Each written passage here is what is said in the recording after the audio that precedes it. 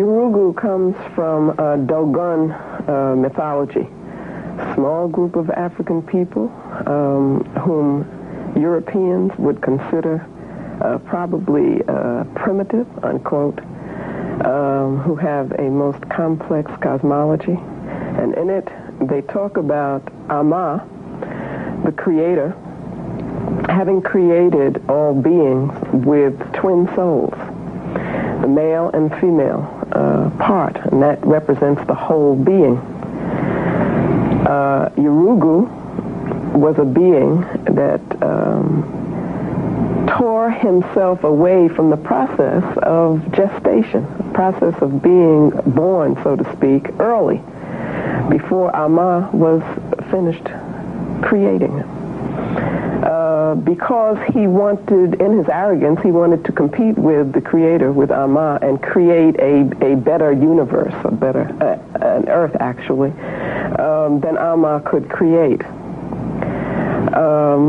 When he came down from the heavens, came to begin the process of creation, he found that everything that he created was incomplete.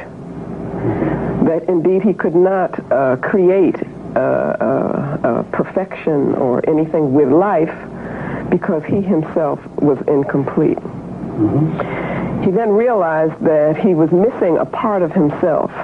So he goes back to Ama to get his female part so that he could be whole. Ama had given that twin soul, that female part, away. So that Yurugu was in the state of searching for this other part of himself that would make him whole and never being able to find it. So that he was forever incomplete, could only create destruction, actually, could only destroy, and could never be fulfilled. That to me was a statement of what I saw in the nature of European cultural thought and behavior. Why is this study important? Why did you undertake this study?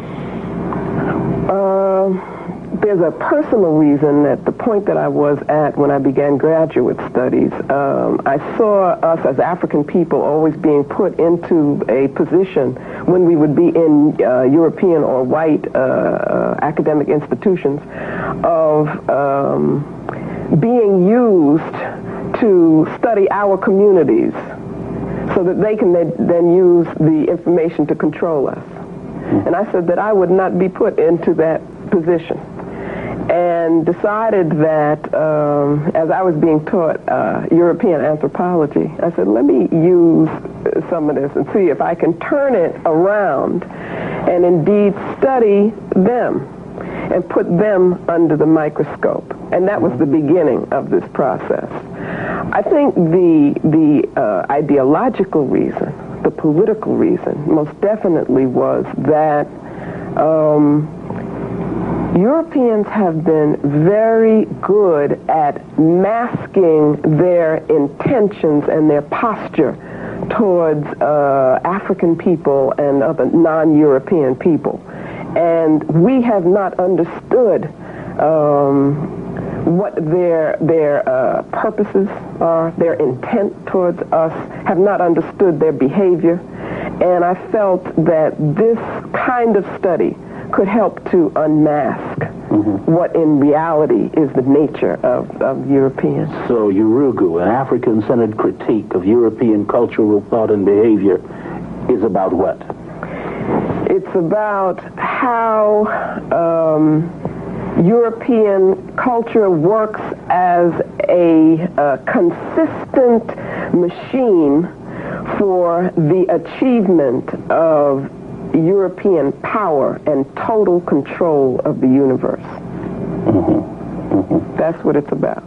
Let some people think that this study is just for, or book is just for intellectuals and not for the working man and woman. Could you tell us some ways that European cultural thought and behavior have us working against ourselves?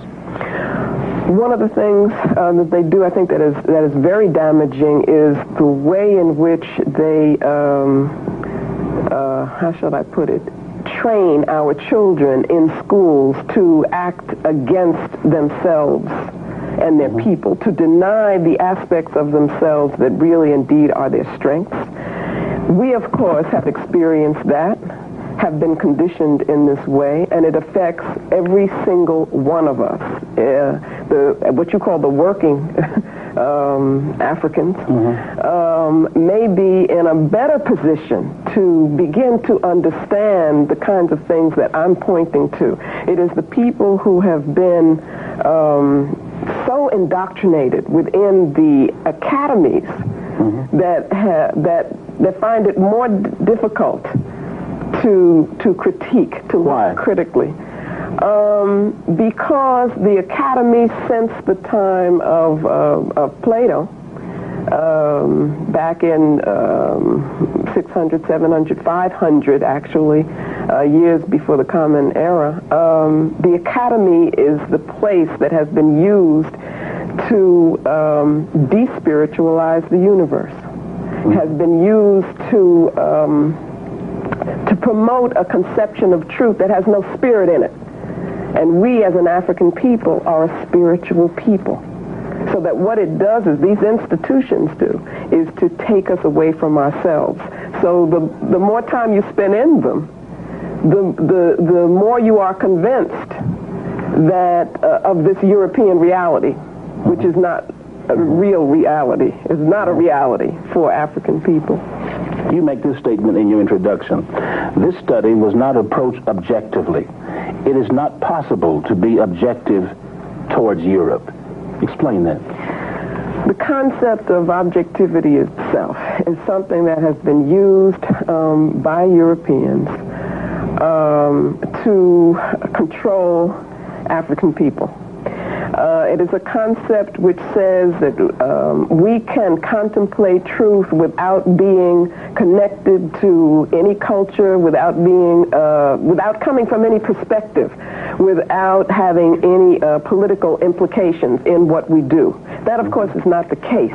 And what we did was to accept this and say that, oh, they're scientists, they're scholars, and so forth, were describing us objectively. What they were doing was promoting a particular way of viewing the world, promoting a particular political interest in the world. I do not make that claim because that claim, it would be a lie. And it is always a lie when, you open up a book and somebody says, well, I'm being objective in doing this. How can you be objective? You are a human being. You're part of a culture. Your people have had an historical relationship to other people.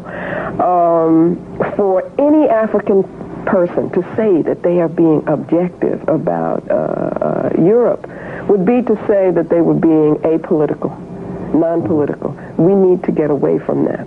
So this is a very political work. It is meant to be. If you told black people that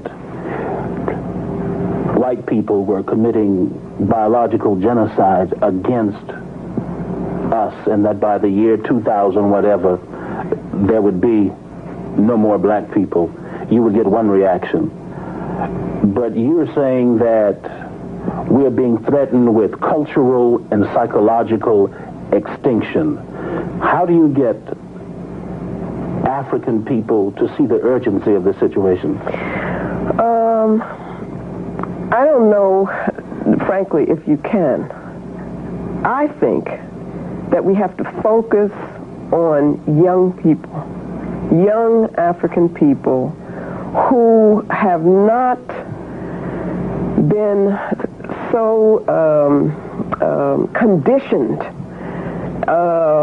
with a way of thinking that supports European imperialism, European power, that they still have the ability to use their intuition, their spirituality, their Africanness to create. To think beyond the limitations that have been given to them in European academies.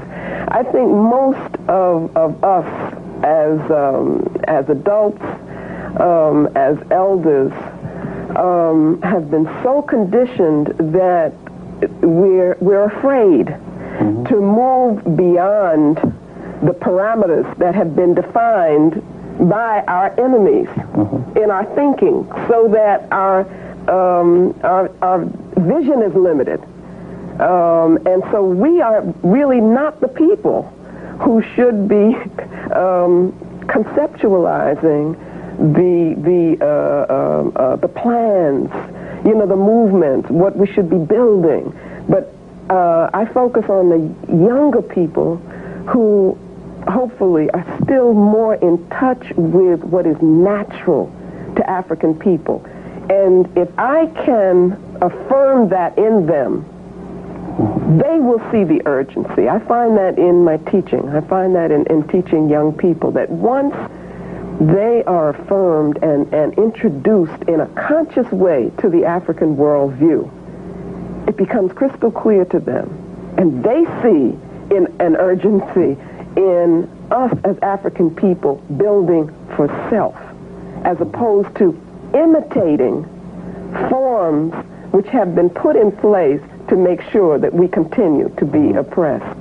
Culturally and psychologically, do you think we realize what we have lost? No, not. It's ironic because we don't realize it on a conscious level. Yet we live it every day. In the way we walk, in the way we talk, in the the music we create.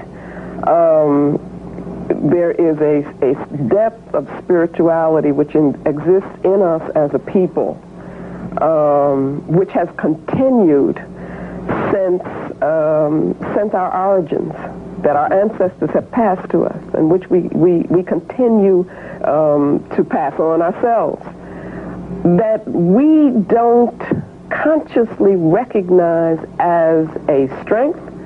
We don't realize that it is something that we need to use to think with, so that when we are presented with a European worldview in the classroom, we think that that's the only way to be. That's the only way to think, because we didn't come with anything.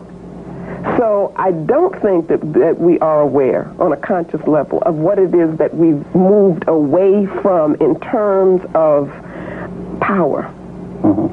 You see, that's what we're not aware of. Could you talk some about how we came to be who and what we are today?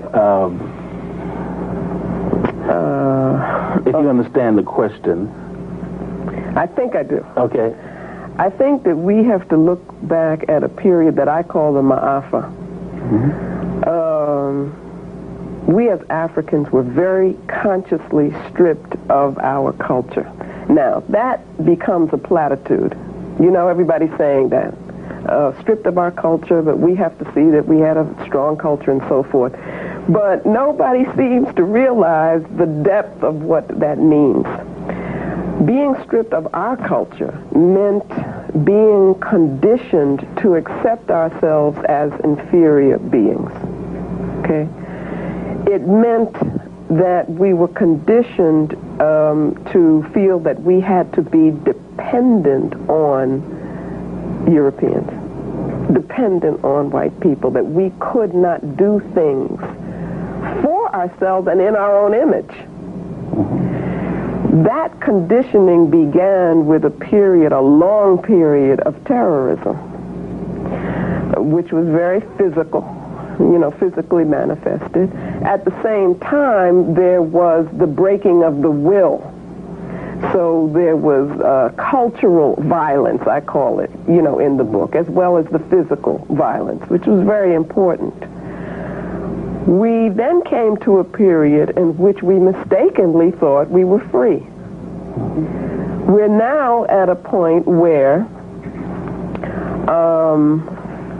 we think that we have freedom, the ability to be whatever it is that we can be within this society and so forth. Yet what happens is that we are still thinking within a modality that has been determined by those who would oppress us, those who would control us.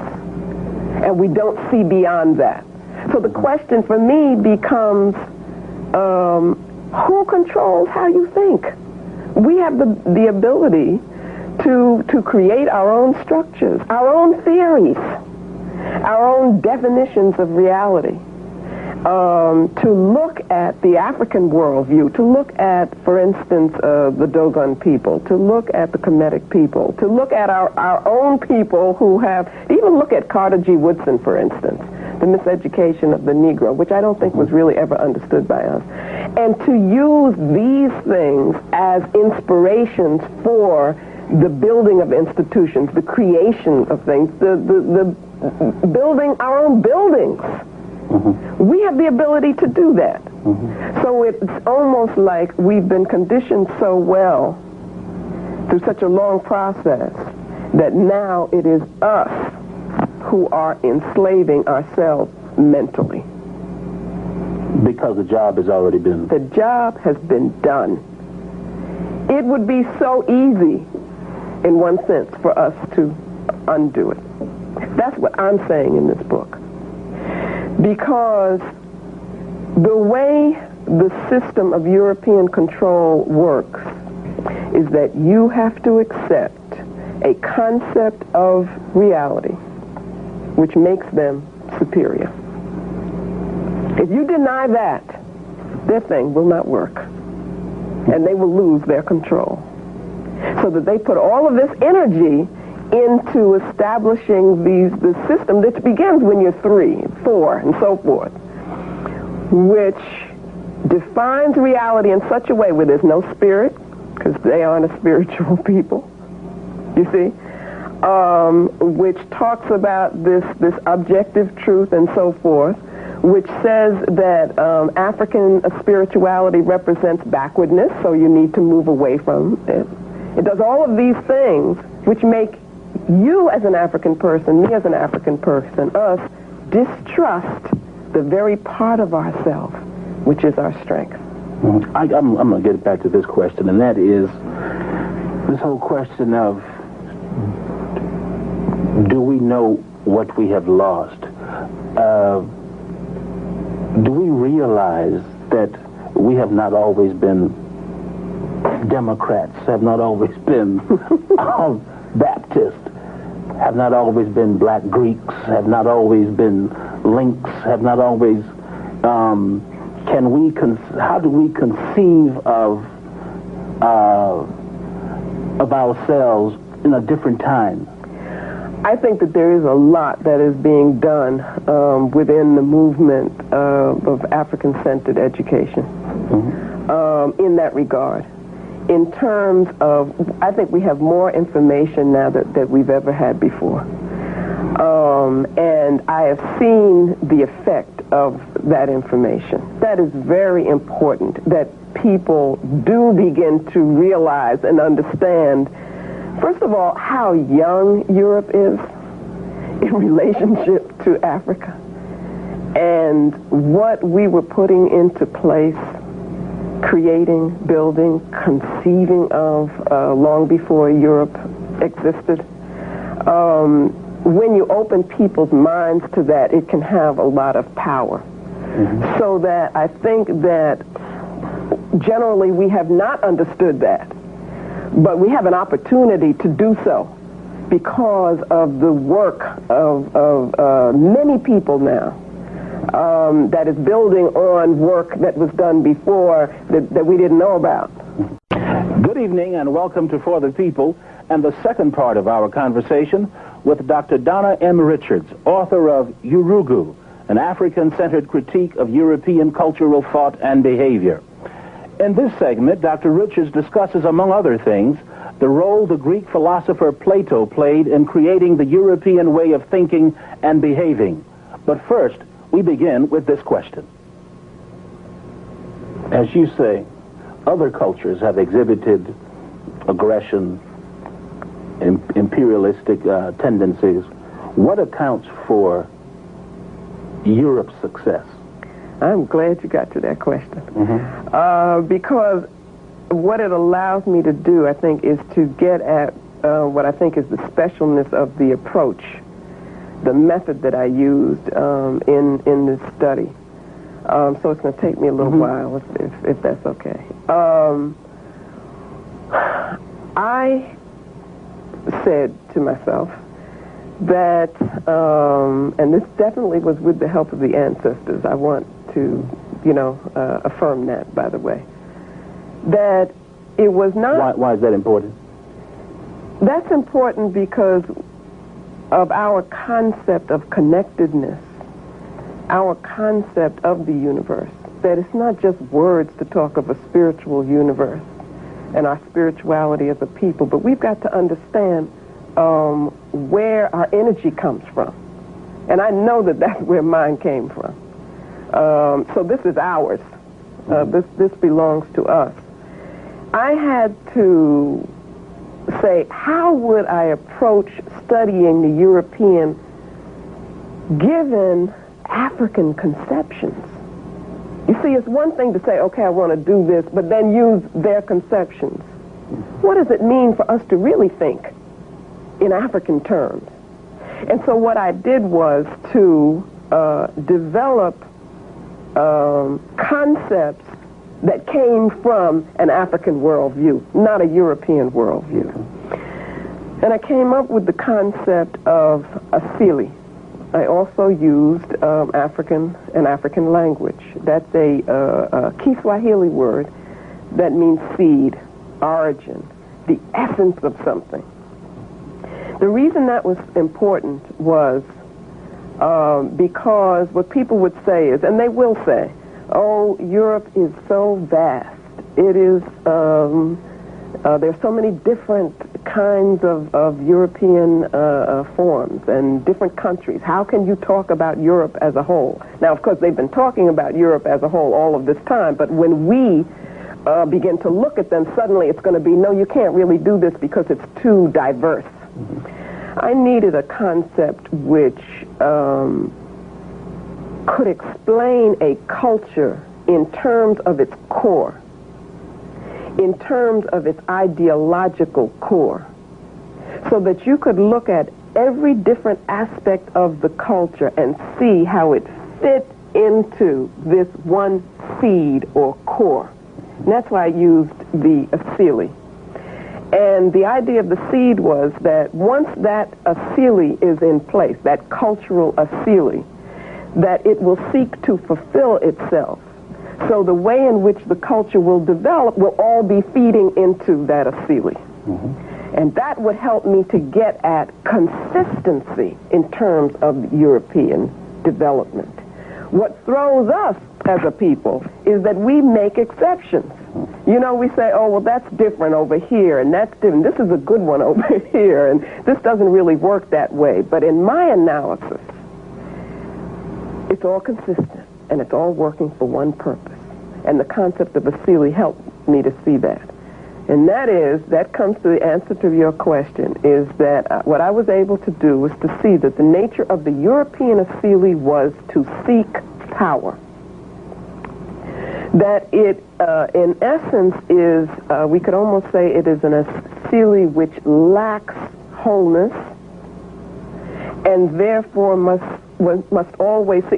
Go back to Yurugu now. Remember Yurugu as the incomplete being that is always must be seeking, but can never be fulfilled because he can't get the complementary part of himself. Their Asili, the European cultural Asili, is incomplete, must always be seeking. Now, it cannot be fulfilled through spirit because they have no knowledge of spirit, no relationship to spiritual reality. Therefore, fulfillment is sought through power, and power here means power over other. And what that means is that everything within the culture, all of the development of European culture, all of the forms, all of the institutions, the ideas even, are all for the purpose of achieving European power. Now, your question was, if we can recognize that there have been imperialistic behaviors in other cultures, then what is the difference between European culture and these other cultures? And the answer is that Europeans have been most successful at achieving world domination because everything within the culture supports the quest for domination. Everything. Everything. Including, and most importantly to me, their philosophical concepts, including their concept of truth, including their academies, academia, the intellectuals, including that. It works, including Christianity as it manifests itself, within the European development. All of that works for the achievement of European power. Okay. What would you say are the main features of African cultural thought and behavior that separate it from European cultural thought and behavior? I think that that's a good question, because even to understand the nature of European culture and how it works, what we need to begin with is the African worldview and how it works. That provides a frame of reference that you can then use. The African concept of the universe is as a spiritual whole, where everything is interrelated. That means that what is emphasized is not only spirit, but connectedness. And that we conceive of ourselves, we experience ourselves, I should say, as spiritual beings, that almost as cosmic beings. And by that I mean that we are connected to nature, to the forces of nature, to each other, in such a way that that's where we get definition and that's where we get strength. And so power for us becomes energy, the energy to do, to make things happen. We energize each other. Interaction becomes important. Complementarity becomes important. The relationship between spirit and matter is one in which they are connected, where material reality is understood as just the way spirit manifests itself. That simply. On the other hand, in the European worldview and way of thinking, way of looking at the universe, human beings become separate and distinct individuals. The only way that you can know anything about the universe is to separate yourself from it, to take connectedness out of it, and thereby create what they call the object. That's all that you can know. Now, this object is a thing that has no feeling, no meaning, no spirit. Okay, that's an illusion in their minds, but it works for them, because if they what Plato did, if we can go back to Plato, is that if he could get people to agree that this was the only truth, then what he could do is say that, well, the people who were closest to that truth, those are the people who should rule all the other people. So that worked within their culture. It gave him the basis for a hierarchy within Europe. Now explain to me this creation of the object thing. I'm not clear on that. Okay, what you do is, if you can, as a human being, first separate, make a split in yourself and say, there's part of me that thinks and there's part of me that feels. Now, in reality, that doesn't happen. You're a whole person. At least that's the African conception. But in his conception, that's what he said. That's what Plato said. Then what you say is, there's a part of me that's better than the other part of me. This thinking part is better than this other part. Okay? Then you say that the better part needs to either control or do away with that lesser part. So you got this thinking being. This emotional part, or what? The thinking part is getting rid of the emotional part. Right. Okay? Trying to control that. And so then what he says is, that's the only way that you can have knowledge. Okay? So here if you have somebody who is dealing with feelings, okay, or who is defined in that way, then they're the lesser person. They're the bad person. And they should be controlled by the person who is just doing this thought thing, you see, that they've constructed, all right? So within the state that he constructed, the republic, then he was able to say, base it all on this concept of the object, to say that these better people who could understand the object, who were not spiritually into things, they were the people who should control things.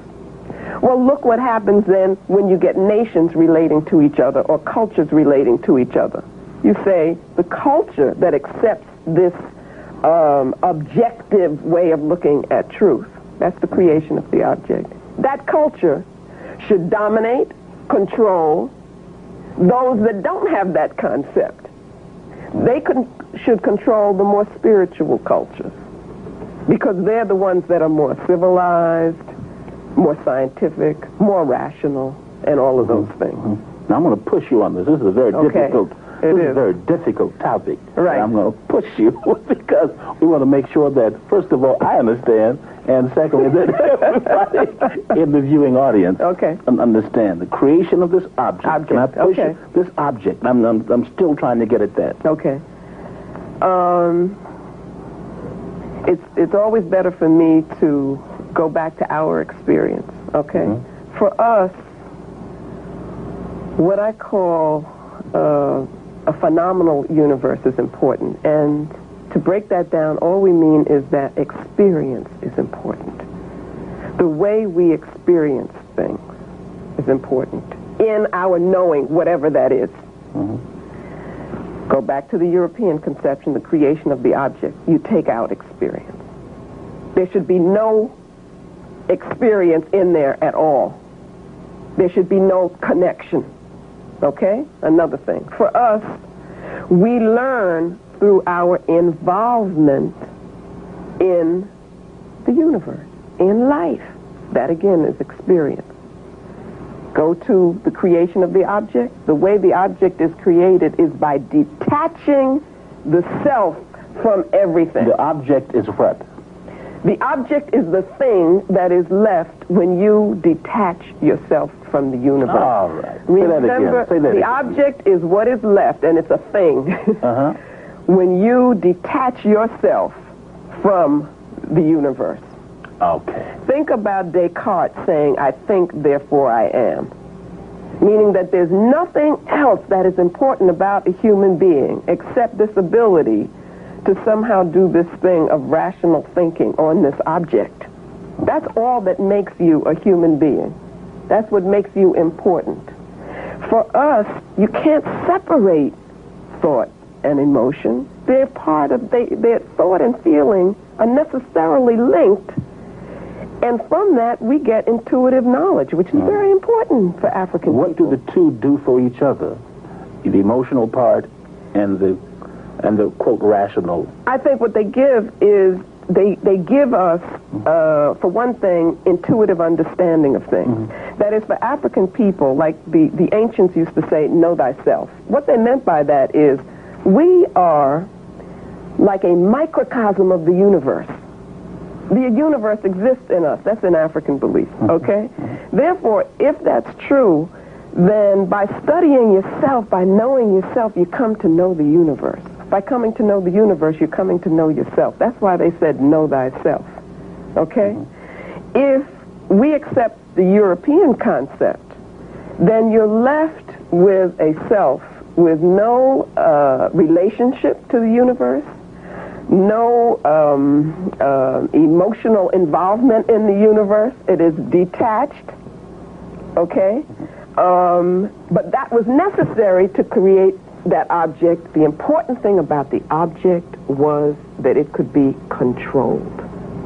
That's what Plato was getting at, and that's what has been accepted since his time. That in order to know, in order to be able to have knowledge, you had to be independent.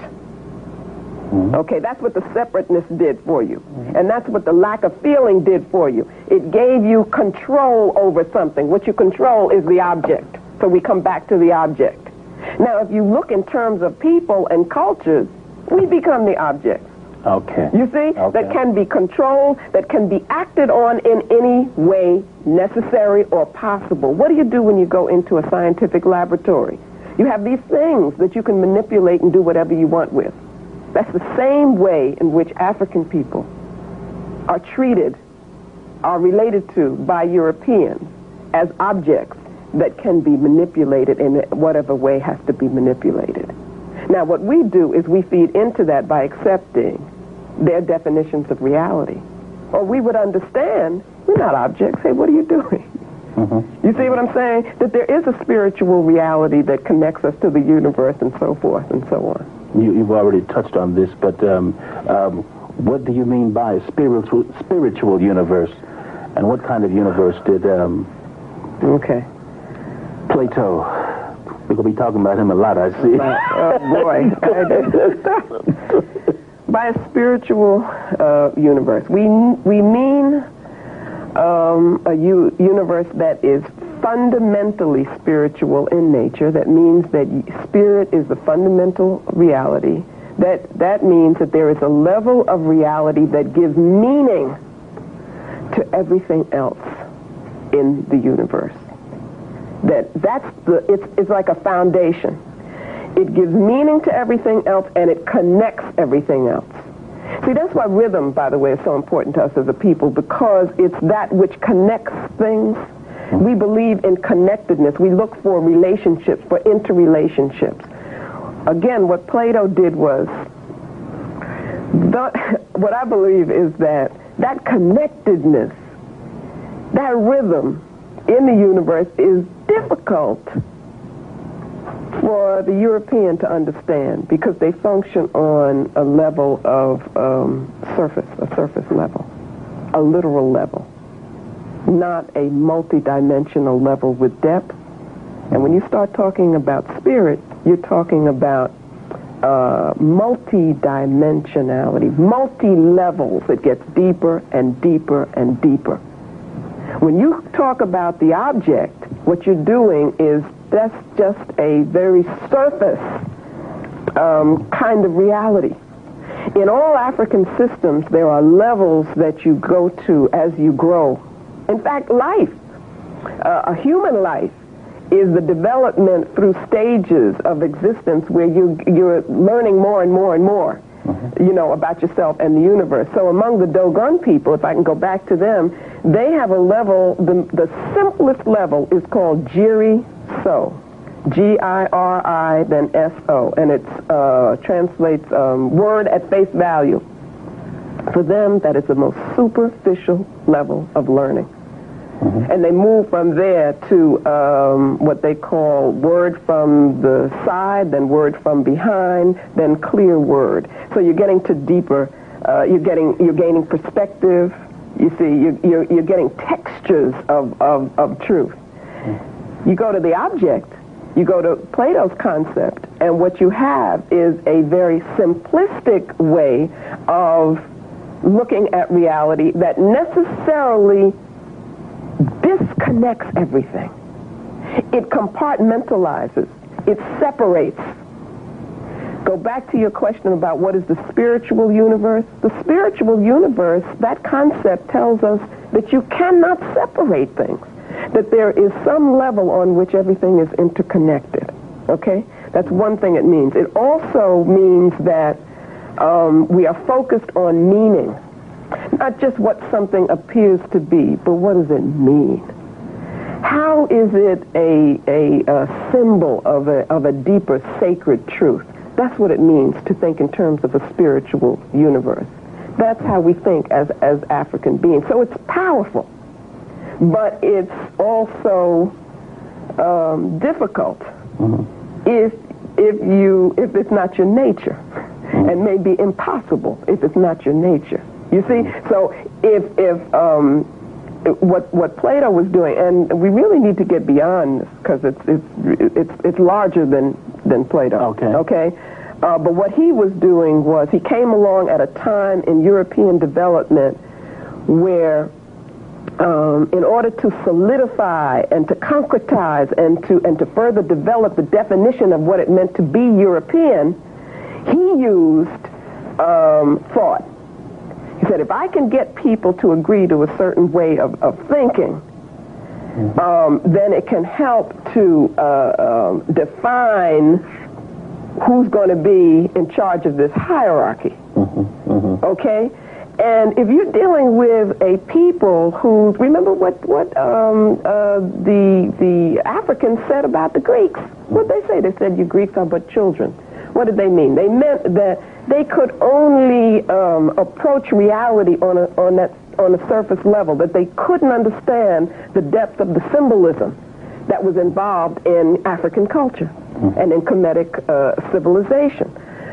So now, if he could get people to accept a definition of truth, which was simple in this way, you see, which did cut out the spirit, the rhythm, the connectedness, and so forth, then what he could do was to indeed affirm who he was. That's what they did. They defined truth in such a way that it affirmed them. It was indeed in their image. Now, you say that his work was not very influential during the time that he lived. How did it become so influential? Okay, when I say that it wasn't very influential, I mean that he was still fighting a battle, that there were still other views, and it was not popular, you know, at that time. But he had vision. That's what I believe, that he was definitely not a philosopher with his head in the clouds, as Aristophanes said about poking fun at the philosophers of the time, that he had a model, had a plan, and had a vision. So that what happens is the academy he puts in place, the academy becomes the institution which supports this concept of truth, which in turn supports the structure of the state that he's trying to build. Okay? Which includes slavery and everything else.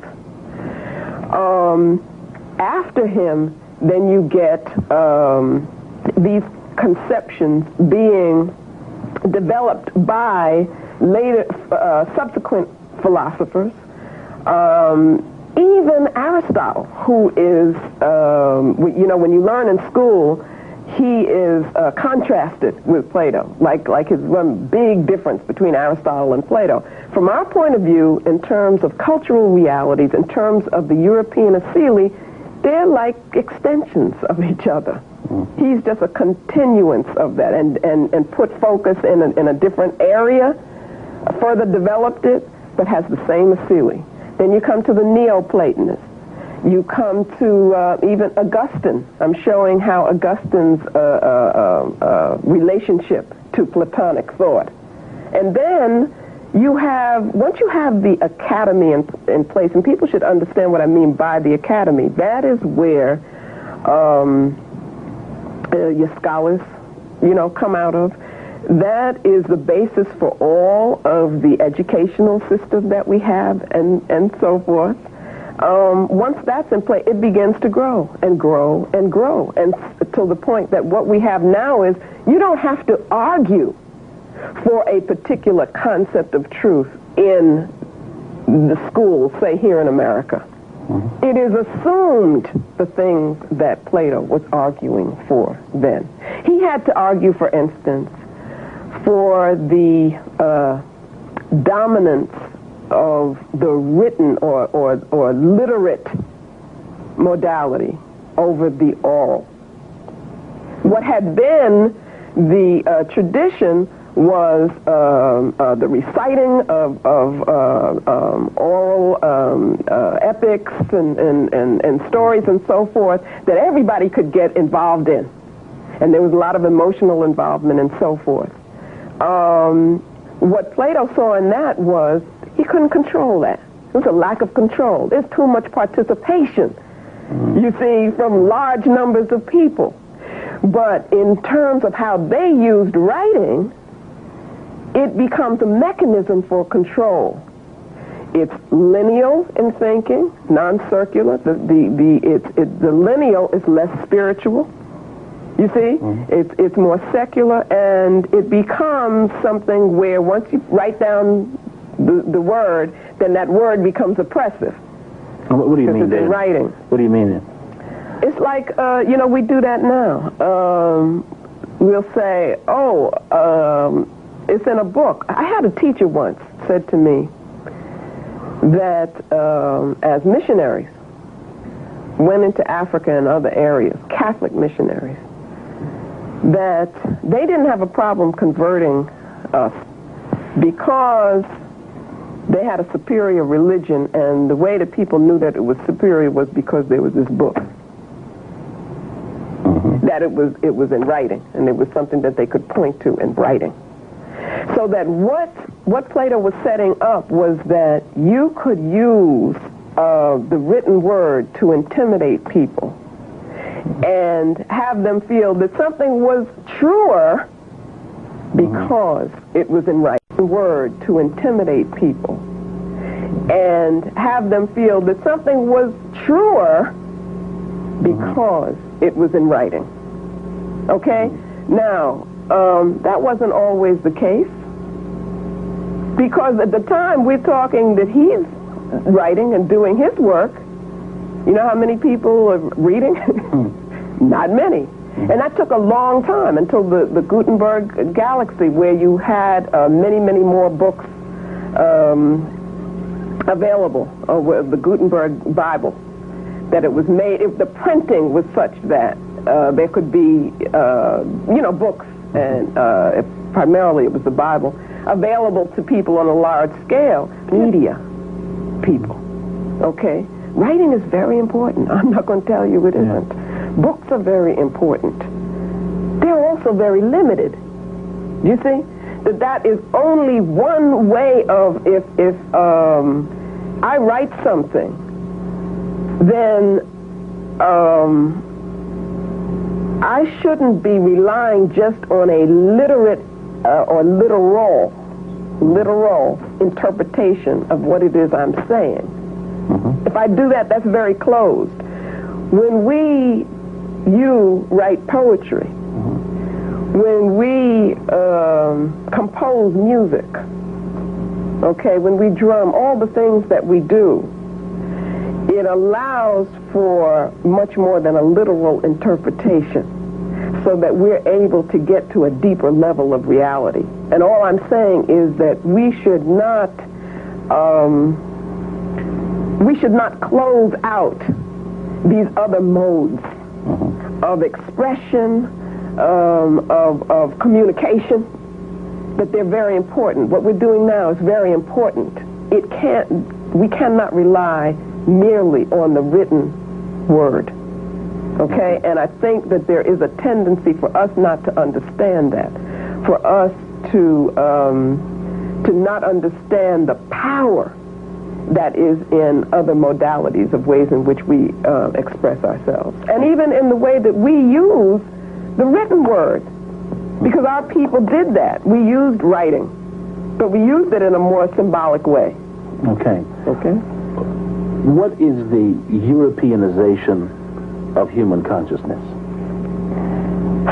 It is the acceptance of what I'm calling the objectification of the universe, the materialization of the universe, so that again, spirit is denied, spirit is mistrusted, it is relegated to an inferior position.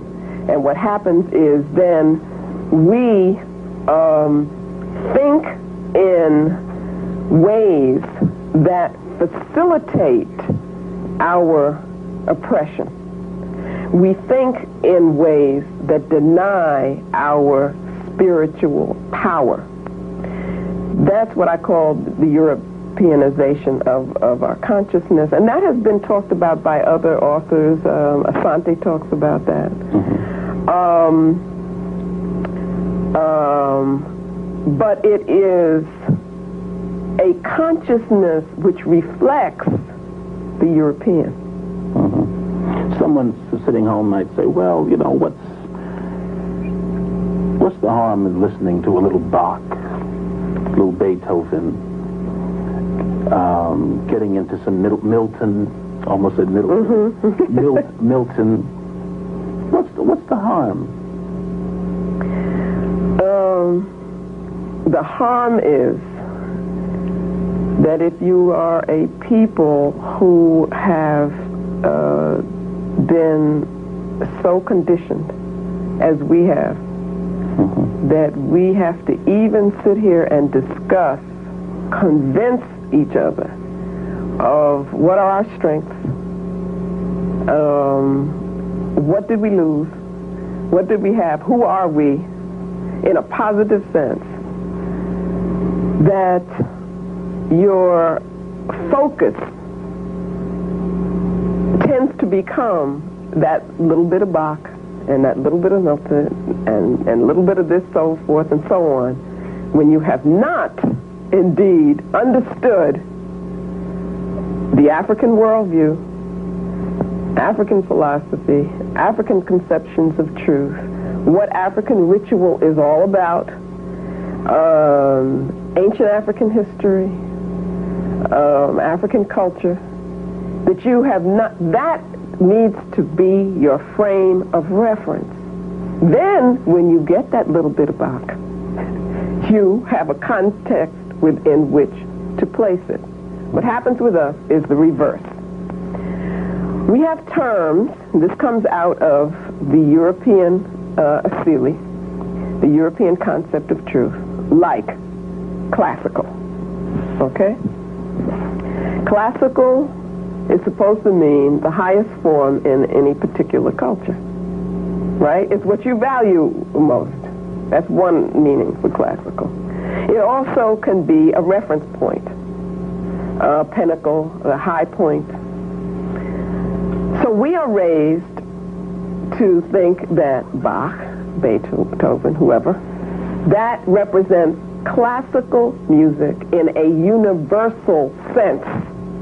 That becomes our reference point. We're saying, well, that's the best. Everything else, and now we know we don't enjoy it the most. You know what I mean? We know that. But we feel a little bit, well, that helps to make us not quite, we haven't reached yet. You know what I mean? Whatever that point is we're supposed to reach, we haven't gotten there yet because we still enjoy all this other music. We got to be refined a little bit more. Exactly. Okay? That's the danger. The danger is what we know of the culture of our oppressors and the place that it has in our value system, that is this superficial value system, which is a product of colonialism. It's being colonized. That's the danger. The danger is that we right now, the position that we're in, the condition that we're in, we need to be putting all of our energies into understanding who we are.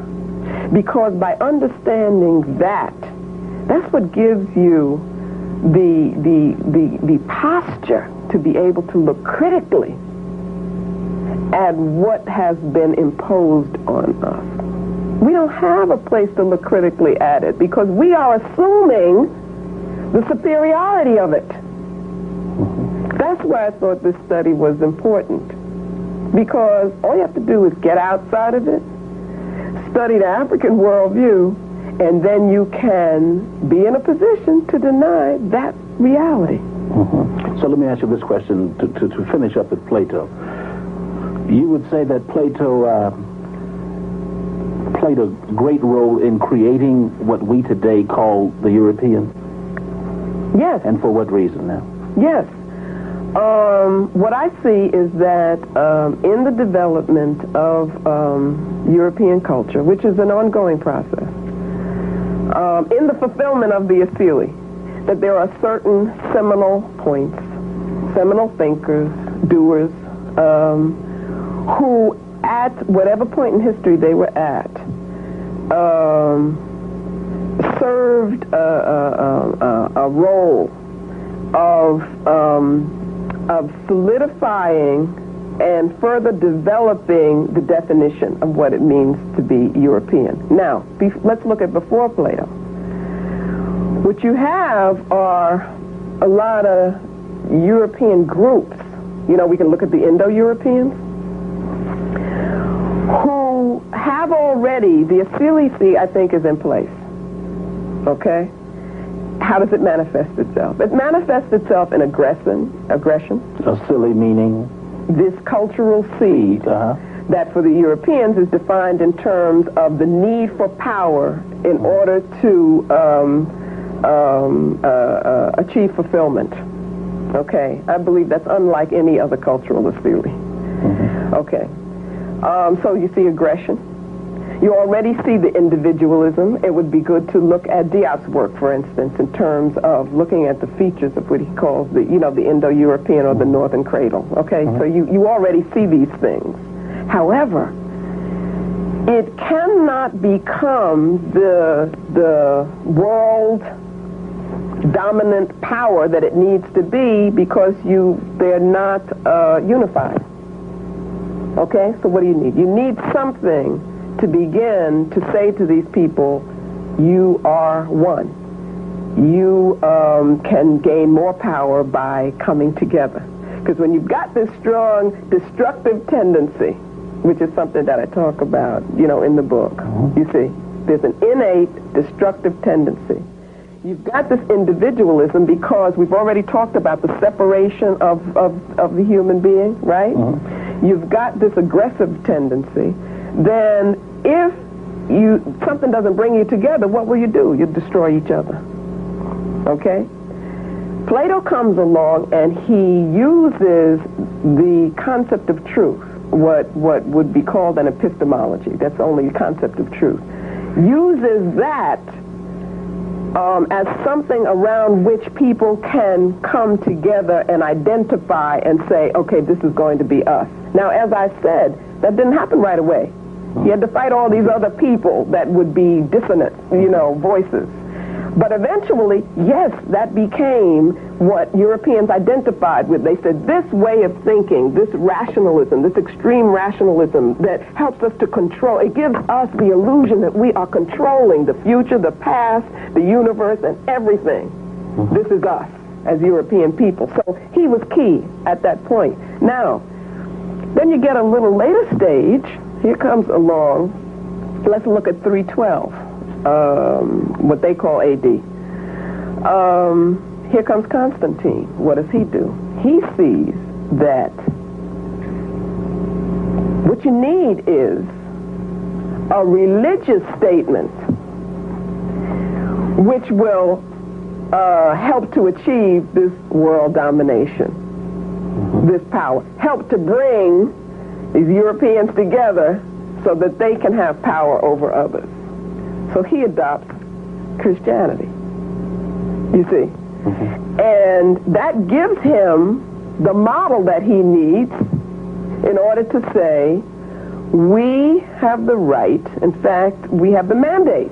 And he said he personally had the mandate. And you need to look at his own quotes and the things that were written about him, to go throughout the world and in the name of this one true God, which was them, which was the Europeans, to make everybody into these Christians. So he's adopting Christianity as a weapon of control. Absolutely, and as it's compatible with the Roman Empire. On a political level, you've got this empire which is spreading and spreading and spreading, right? He wants control of that. He looks at this religion and he says, that'll do it. That will help me. What I'll do is say, look, there's only one God. Christianity comes along. There are all these other religions in the world. Christianity comes along and says, all of the other religions are false. All of them are bad. This is the one true one. Well, that fits. Then he says, I've been placed here to service this one true God. They put me here for this. I've got to conquer people so that they can, be correct religiously. I hate to do it, but Go ahead. All right. But I have to. Go ahead. What you gonna do? No, go ahead. No, I'm just saying. That's what he's saying. So that's what he's saying. You know, he had this vision, this dream with this cross, and the cross said, "Conquer by this." Now, this is all in his own words and in his friend Eusebius's words, right? And he takes this cross, made everybody make these crosses, and said, "Conquer by this," and they went into battle. They won, and that was it. He said, "Yeah, this is the thing." And I'm saying that at that point in the development of European culture, that was key. That became this solidifying, defining form, institution that would help to bring together monolithic. Yes. What was Europe? What was it going to be? All fulfilling the Asili. Okay? Then at another stage, you get this definition of science doing that. Again, based on this concept of the object, that we are the scientists. This is the age of science. We are in the forefront of that. And therefore, we have the right to rule the world, really, because we are the scientists. We are the smartest people, most knowledgeable people.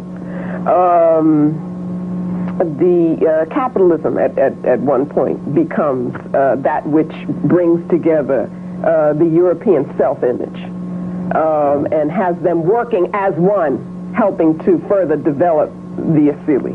So at different stages in European development, there is a need, there's this tendency to be fighting each other, you see, and then of course you have all the other people in the world who are also developing and responding to this, so you need ways of controlling them and ways of making sure your troops are tight and together. So you need something to rally around. I want to ask you about Greek myth and how Greek myth help explain European violence. Well, I think it probably helps more to not so much explain it, but as to demonstrate it and the need for violence, which I think is part of the Asili. There is well, let's not even look at let's not look at myth. Let's look at let's go prior to that and look at Indo-European mythology. When you talk about Odin and these various gods who were the war gods, who had to be fed by human blood, who rewarded people with this heaven, Valhalla, which was the warrior heaven, which was this great honor if you got to go there. And the emphasis was on individuals in battle. And, the bloodier the battle, the better it was, because it made you a better person and so forth. Early Indo-European mythology is replete with or filled with these kinds of images and concepts. Within the Greek culture, we get the same thing, where violence is it's valued, it's sought after. There is some kind of fulfillment that comes out of it. Now, in terms of my analysis, it is that the Asili, again, you must understand, is incomplete, so that it's not in harmony with the universe. And I think the concept of harmony is a very important one for us as a spiritual people. And so it is like almost what Colby Cambone says, formerly Joe Baldwin. He says that they come to be, the European, as being outside of nature, outside of that natural universe, which is a state of harmony. And therefore, there's this constant thrust to try to subdue nature, or to see that as an enemy, so that the emphasis is on confrontation, it's on destruction, and you see it within Greek culture, as well. So that the Asili has to, it forces the collective, the group behavior to be destructive. Now that can bring us to even their concept of progress. We as African people accept this idea of progress, thinking that we've got to imitate Europeans, that everything that is technologically more efficient is better.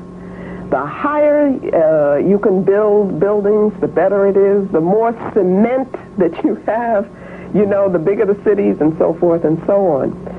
We don't really look at where their idea of progress comes from. It comes from their worldview. And it is really about controlling nature. It is about, and the feelings of power that come from that for them. So we don't get feelings of power by controlling nature. Okay, that's the difference. It is about consuming the universe, consumption. So that now you get them talking about the problem of, ecological sanity, they call it. That's a very deep issue. But they are not prepared to deal with it because the culture doesn't have the wherewithal to deal with it. You can't deal with the concept of interrelationship of all of us as natural beings in the universe, and the balance and harmony when you're talking about things being objects. You can't do that because the way you think doesn't allow you to do it. What problem does that present for African people? You talked about how Plato influenced the European thinking, but here you have Africans, in African Americans in this case, in a culture where, as you indicated earlier, we are forced in many cases to ape European. How does this need to split the emotional and the rational, all right, to be like Plato? Right. How does that impact on us? Okay.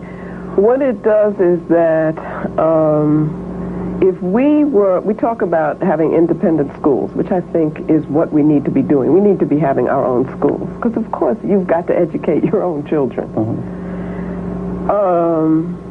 But in doing that, we need to be looking at what are the concepts that you're going to use as you develop your children. How are you going to make sure that they are being developed as African children? How are you going to guarantee that it is a spiritual conception of the universe that they learn to use so that they can be, that their energies can be liberated, can be released? What is happening is that we are using these same concepts that you've just referred to in dealing with our own children. What does that do to them? You know how we talk all the time about the problem of our children being turned off in school?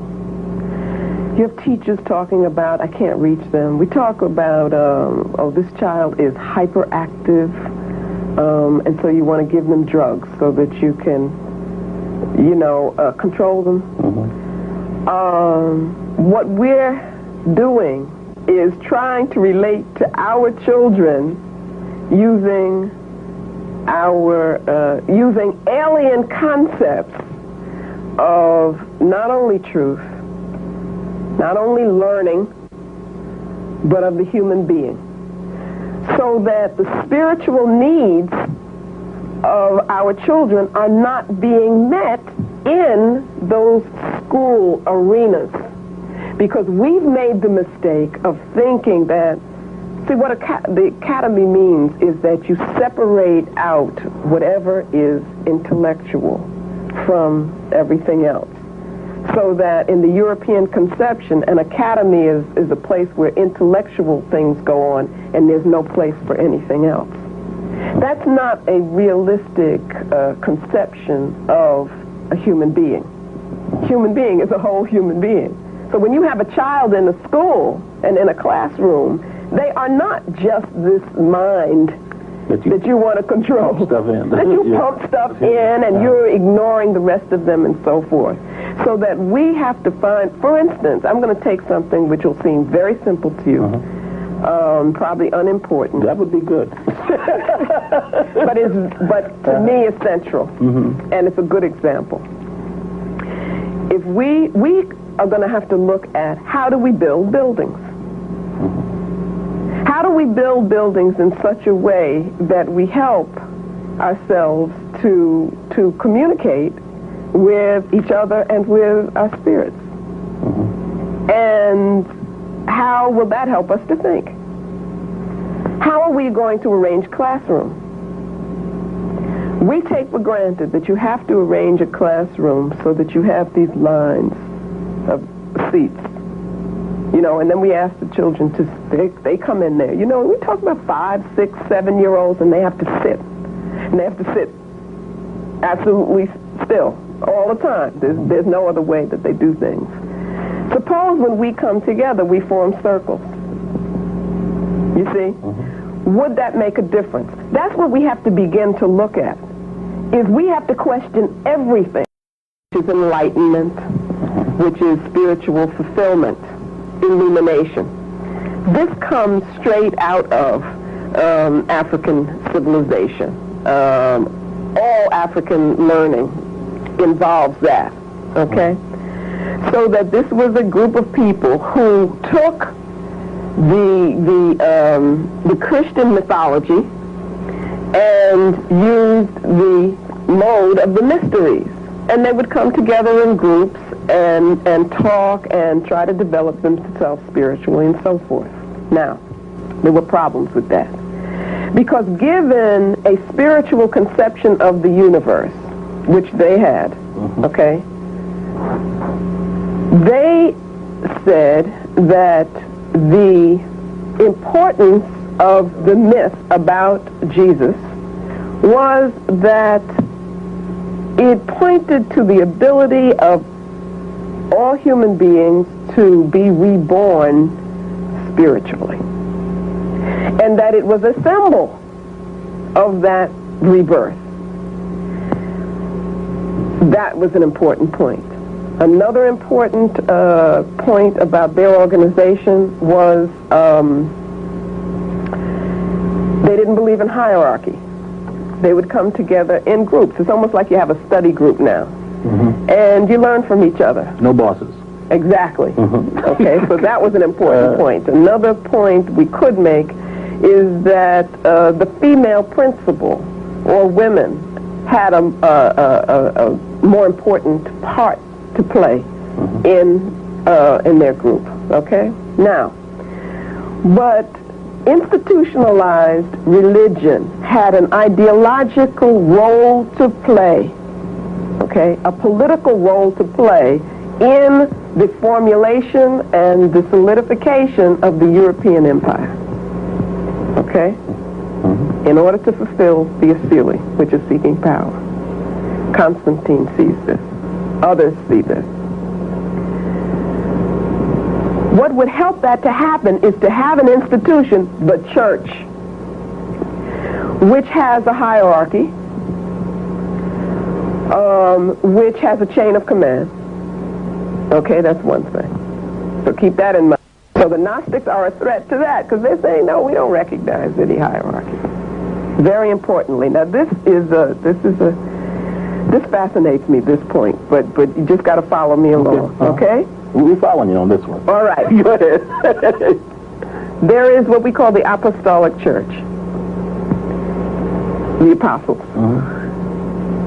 What they say, and this is what most Christians would say, is that the resurrection of Jesus was an actual, I don't think actual is a good word here, physical occurrence, an historical occurrence. Now, question is, why do they put so much emphasis on that? Okay? The Gnostics said that that whole concept was to be understood symbolically, again, as pointing to the idea of how you could resurrect the spirit. And so it was a spiritual concept, okay? Now, we know that we had concepts of resurrection long before the Jesus story, right? So that the meaning of that has to do with the regeneration of life, okay? And with illumination and coming to know self and so forth. It's a very deep concept. The Apostolic Christian Church said that it had only to be understood as an historical, physical occurrence that took place just like you and I are sitting here. The resurrection. Yes, that it was not to be understood spiritually or symbolically. Why? Why did they put so much emphasis on that? Because then what they said was, this took place at a particular point in time, particular place, and there were people who saw it. Why are they so important? Because those people can then say, well, Jesus said to me, do this, build this, okay? Upon this rock and so forth. And those people who actually witnessed this physical occurrence, then pass on authority, which they have gotten directly from this person. By being in the presence. By being in that presence. They pass it on. Then that group passes it on. That is the concept of the Apostolic Church. What are you passing on? You're passing on authority. You're passing on the sanction to be able to say, we control this, and we can tell you what is right and what is wrong and so forth, and what to do and how it should work. So that papal authority to this day in the Catholic Church is based on that foundation of being able to say that this is something that occurred at a specific time in a specific place, and there were these people who saw it, and they then had the authority to then give us the authority. So you see how organization is involved, ideology is involved, and that it had to serve a particular purpose of political purpose of achieving power. The Gnostics would get in the way of that. And there were other heretics, they called them heretics also, who were giving different interpretations of the teachings that didn't fit the objective of gaining power. The Gnostics were saying, no, that's not the important thing. Everybody can experience this rebirth and this resurrection. And everybody can become spiritually illuminated. But it takes work, and it takes spiritual work. Now to the Judeo-Christian split, which is okay, just as interesting. Yeah, I enjoy talking about that. Okay. Okay. The background that I'm assuming that people would know, because I don't have time to go through all of that, is the extent to which Judaism embodied the values and principles that we're talking about. They were part of European culture. Okay, very, very, the monotheism, the written codification, okay? Also patriarchy, by the way, but that's another issue. So then you have the Christian formulation, which comes directly out of that, right? So then the question, I remember I was young and always raised in my mind, well, why then this antagonism? Why the need to say, you know, that one was wrong and one was right and we're not them and so forth, when they're really, you know, the same thing? The answer is always political and in terms of power when you're talking about European culture. And that's what the concept of Asili helps us to do. Always look for what are the political implications? What are the implications for the development of European culture? Look at the power trail. Exactly. And that's what it is. It's a trail. What Judaism did was to say to its people, which was a small group of people, you are a special people. You have been put here to be a model. And through your actions, others will learn and they will see that. But still, they're not going to be you. They aren't going to be the chosen people. They aren't going to be the special people ever. You have been put here for that special reason. Okay? What Paul begins to do is something else. That statement, the statement that the Jewish people are making within that religious context is not one that can be used for expansion. They aren't seeking converts. You see? They're saying, we're special. And we're an elite, whatever we are, and we're content to remain that way. We know we're superior. We don't want to convert anybody. We don't want to convert anybody because you can't be us. But the European, how should I put it, ego, self-image is expanding. It's got to grow because they're talking about world domination. They want to conquer people. How can they use the religion to conquer people and at the same time say, you can't be in this? They couldn't do that. So what changes is the whole definition of the Gentiles and that they could also be saved. So that Paul can then preach, people can then preach, if you come into this thing, we can then save you. Well then now, so what do you gain by that? You gain the same way that the Romans were able to go around the world and say, look, we'll make you a Roman citizen. And then by that, you become civilized. And still, they maintain power. Okay? This uses the religion to say, become a Christian. You will be saved. But it's like being saved in their image. Because still, it's Europeans in control. Europeans in dominance. The Jewish statement was too contained, okay, too tribalistic in a sense, to allow for that. And it's a question of rhetoric as well. What has worked so well in European Christianity to colonize all of us is the rhetoric of saying, we love you, and we have this gift to share with you, and we're doing this for you. You know, the whole brotherhood rhetoric. That is only rhetoric that is meant for those who would be victims of the colonial thrust, of the imperialistic thrust. Okay, that rhetoric was not in the Jewish statement. It didn't say. In fact, you need to look at Deuteronomy. You need to look at the Old Testament. It's very clear. It's saying, you do whatever you have to do to those other people who believe in those other gods. Kill them, their children, the babies. Now, this is in the Bible. I don't know to what extent people, you know, have carefully read that. But look in Deuteronomy. It is very clear. It's a very aggressive statement in the sense of, it's really defensive, saying protect yourself against those false gods and kill anybody that you have to who is trying to get you to believe in any other god. Okay? But it's not about them trying to go throughout the world and convert other people.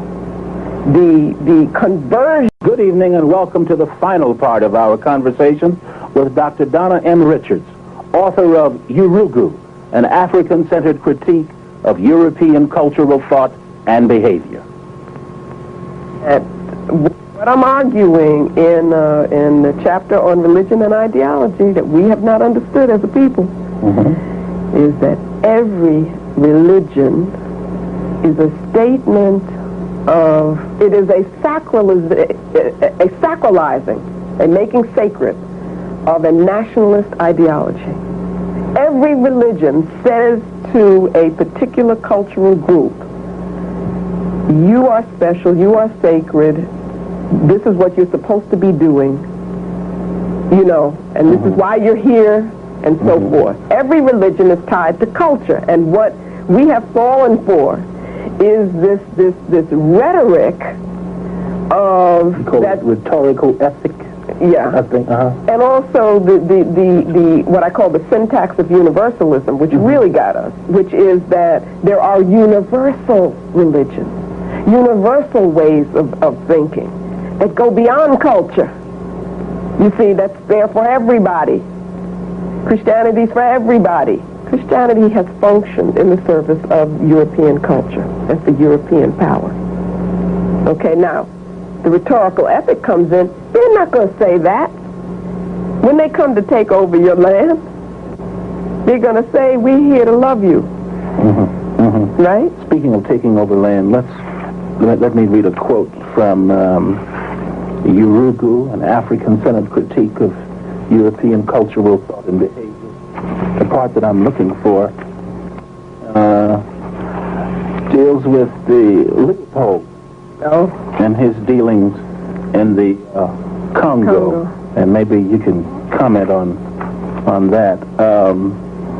I think you're quoting Cohen, who says, quote, whole districts were depopulated.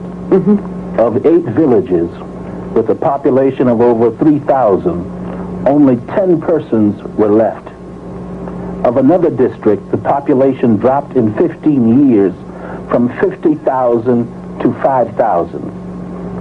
The Bulangi tribe, formerly numbering 40,000, sank to 8,000.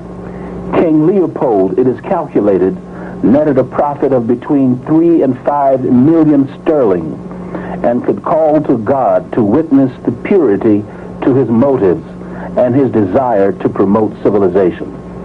Okay, that might be Chinweizu. Is that Cohen's No, quote? it says Cohen describes the situation. Because there's another book I would refer everybody to, The West and the Rest of Us by Chinweizu, who is a Nigerian author who, it's such an indictment of European colonialism, and it talks about that as well. There's a lot in there that touches on what I'm trying to get at in this book. Because one of the things I'm trying to do is to show the consistency in European behavior towards Africans and other non-European peoples. One of the reasons that Leopold, who's only one, you know, in many, we happen to know about him. You know, you could talk about Columbus and his governors and cutting off parts of people's hands and so forth. One of the reasons that they're able to do that is because they can make of human beings objects. Because they can see us as things. You see, and that's why it's important to see the relationship between Platonic thought as it has developed throughout European development and what we are taught in school and that behavior. And that's one of the things that I wanted to do in the book is it's easy for us to hear this as an atrocity story. Say, that's an exception, isn't that horrible? But we need to see that in a very meaningful way, philosophers like Plato, who we say was so wonderful, Descartes,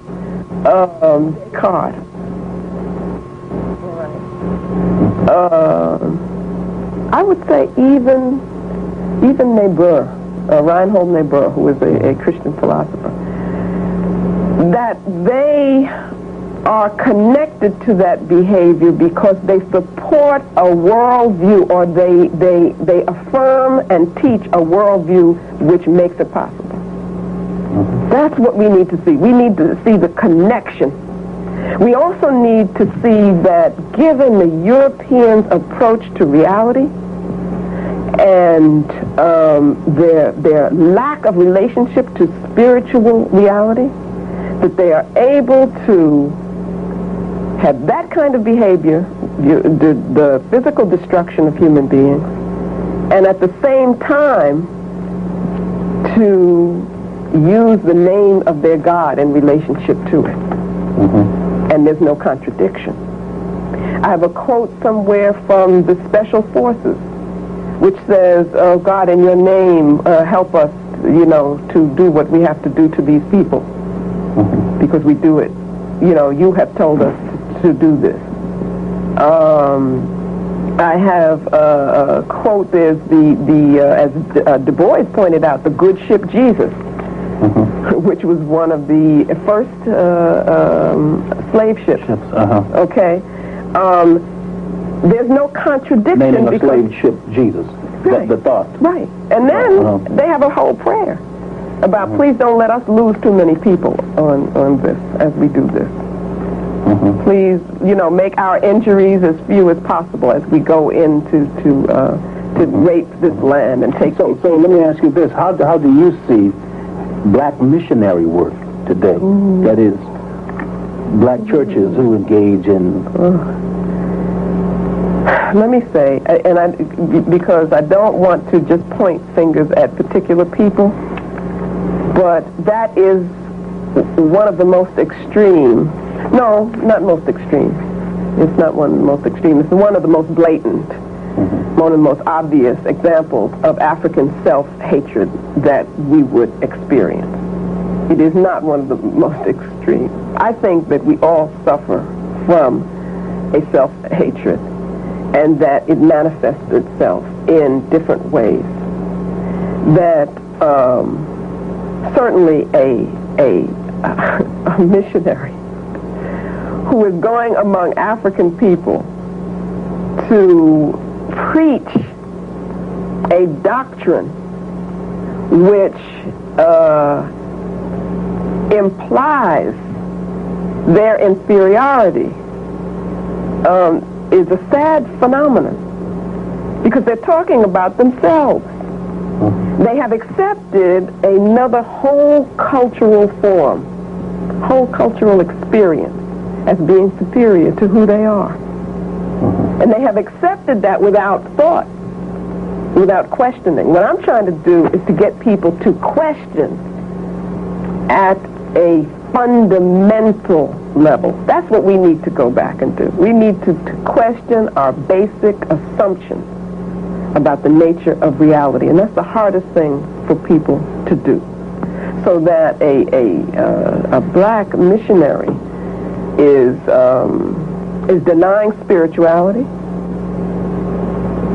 because they can't say. How can they say that these people that I represent, this form that I represent, is more spiritual than what you have here? They can't say that. You see what I'm saying?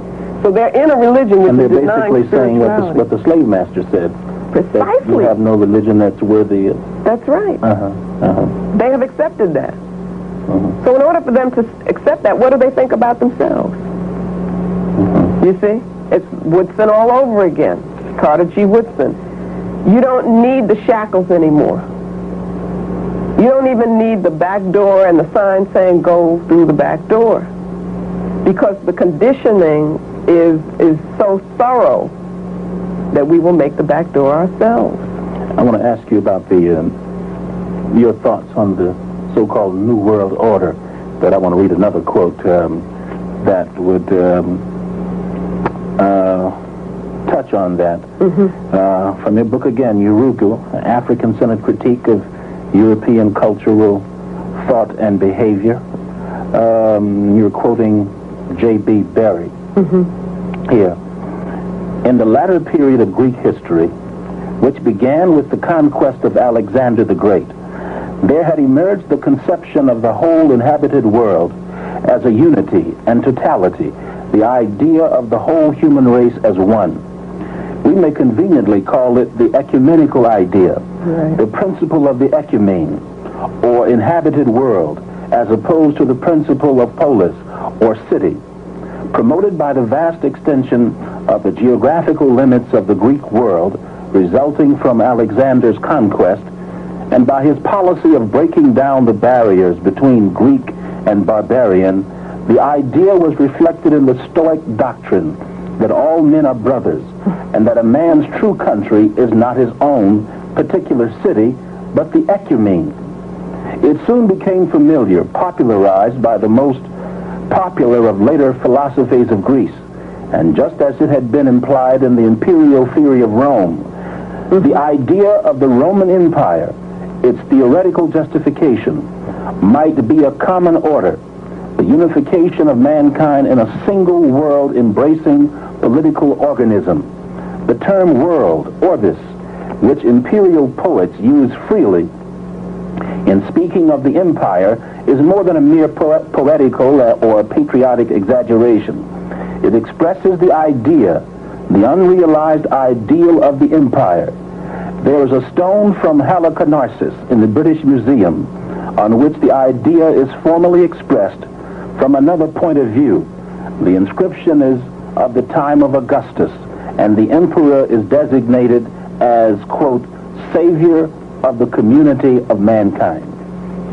That is an expression of the European Asili, is an expression of the European cultural ego, the need to constantly expand, to consume, and to control the universe, and to dominate the world. It is, I would say, marketed as a spurious but doubtful humanism, universalism, desire to keep peace in the world, order the world, do away with difference. The Pax Romana, which was supposed to be this great peace that would be over the world, meant one thing. It meant Roman domination of the world. The same thing with Alexander, but more importantly, the same thing with Europeans now. And when I say Europeans, I hope everybody understands that I'm talking about European Americans as well, talking about Europeans wherever they are, that this talking about uniting the world, there being one culture, one world, saving us from ourselves, so to speak, that is a rhetoric that we fall into. The Christian rhetoric is the same. It is this universalistic rhetoric talking about universal brotherhood, where actually what is being expressed is the Asili seeking to fulfill itself, the need to achieve more and more, greater and greater European dominance and power throughout the world. How did the Romans do it? They did it by saying, order in the world is brought there through us, by us. We are the ones who bring order. Well, that's the same thing as saying, as imposing your culture on another group of people so that you can control them, conquer them, subdue them, and make them victims. That you read by Bury points to this tendency, this thrust of European culture, which is to rule the world. It's that simple. Does it not show you also how old this idea exactly is? That it's an old one. Exactly. And it shows you the consistency. Another thing that we fall prey to is when so-called liberals, critics of European society, would say that this only existed at a certain time, or it only exists now, or this is an exception. They avoid the fact that, or the reality that there has always been a consistent thrust of European culture, and that is this drive. I have another African term that I use for that. The energy source is the utamaroho, this drive to seek power, to seek control. And that has been consistent, and it expresses itself in terms of what he calls this ecumenical thrust, which sounds wonderful, bringing everybody together. But you bring everybody together under you. So it is consistency that we look for when we use the concept of Asili. What do we do to ourselves when we hear President Bush or Clinton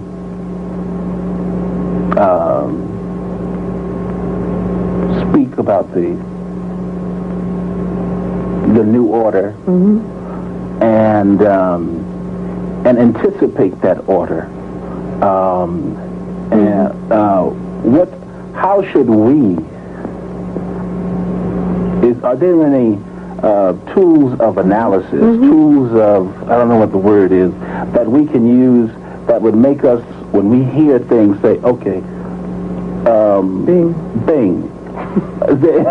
Absolutely. And tools of analysis is exactly what it is, and that's why I've developed, we have developed the concept of Asili, and some other concepts that go along with Asili.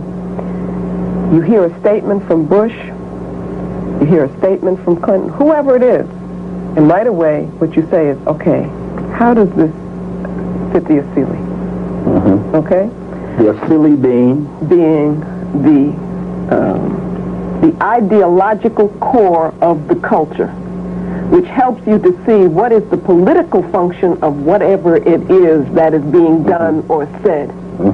It is the seed of the culture which continues to develop, but it is the ideological core. It is the matrix. It is the essence and the place wherein all the different aspects of the culture come together and can be understood as monolith, as one thing. Okay? Now, this concept is simple. It helps to do away with all of the confusion. I have used it in an after-school program that I have in Harlem, where I work with young people. That once you identify this Asili, you just plug it in. The light goes off, as you said, and you say, or the light goes on, and you say, now how should I interpret that? I used an example with the children. There was a headline in the paper. Bush sends so many thousands of troops into the Sudan, into Somalia, right? And I asked them. Then it says he is concerned that people be fed. Okay? I had laid out the whole conceptual model of Asili to them. And then we had interpreted European culture using that model. Then I said, now, how would you analyze that statement? Okay? All right? What we're looking at is the logic of European culture. That's what you have to do. You have to say, how does it work? That's what the Asili tells you. Okay? So you don't get fooled by the rhetoric. So I said to them, and they could say to me, does it make sense, knowing the European Asili, knowing how they have functioned throughout history, that Bush is going to be concerned with us eating? Does that make sense? No, it doesn't fit. You see, it's inconsistent. It doesn't make sense. Then why would we think then? how do we need to look at him sending these troops in? The answer becomes because it's a way of extending the power of the United States, of Europe, of whatever. Okay, so it makes things very simple for you and allows us. Well, someone cutting you off, someone watching might say, well, I am an American, as a black American, so if America expands its power, my power is expanded also. Okay, and that person has to understand what they're giving up, okay, what they've committed themselves to. Now, I'm going to say this on one level, which may not be meaningful for everybody, but needs to be, and that is on a spiritual level.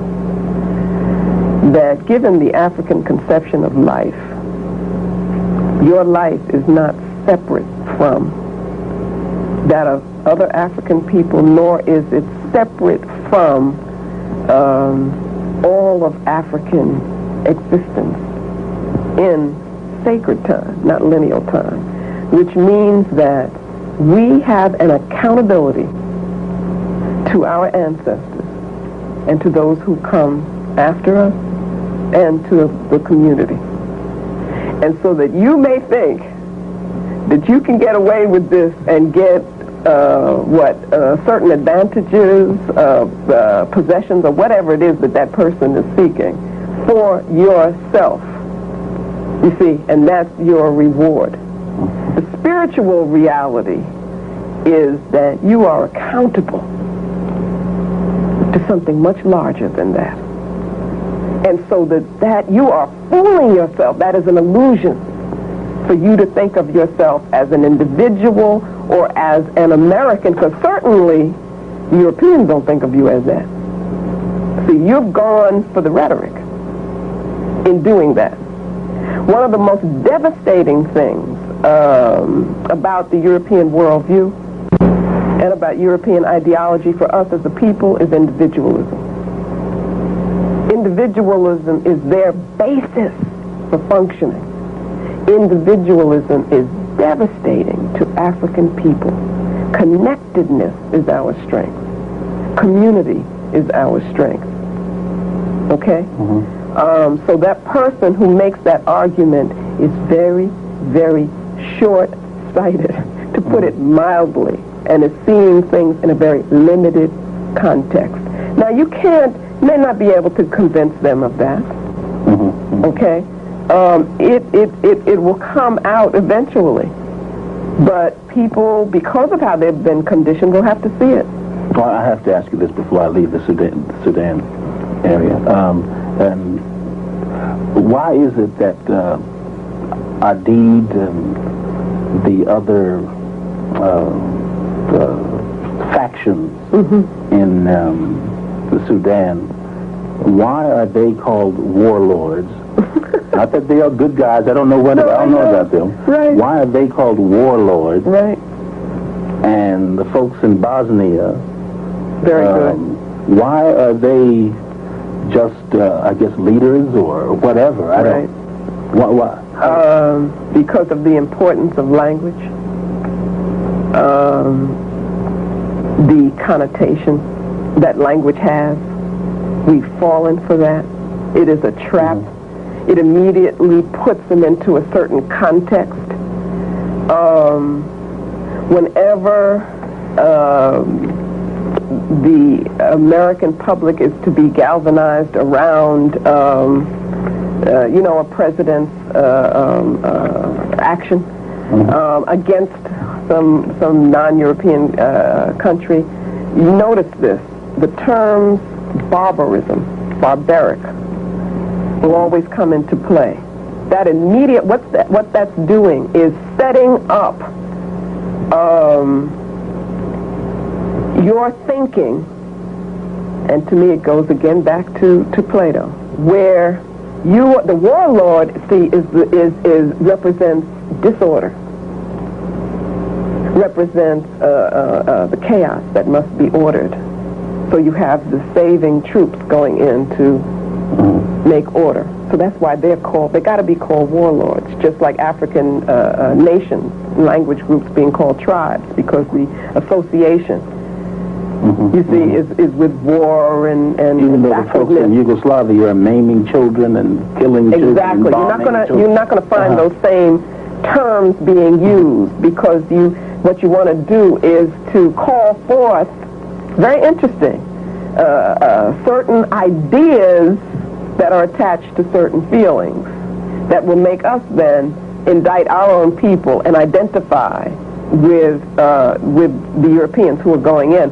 One thing that I want to say that's important and also maybe a little difficult to understand, but as the key is, and I would say to everybody, study the African worldview. Study our conceptions of the universe. Come back to who we are. No matter how much involved you become in European culture, etc., can you ever become master? Right. Good. In that house. Okay. Obviously, the answer is that you can't. That it is constructed so that you cannot become that, and it will never be yours. But the illusion is, and that's how they've done their job well, is that everybody can move up in this. Look at what's happened. You've got a Colin Powell. You see, so you can become whatever there is to become. Doesn't matter that he or anybody else has to be functioning in the interest of European power.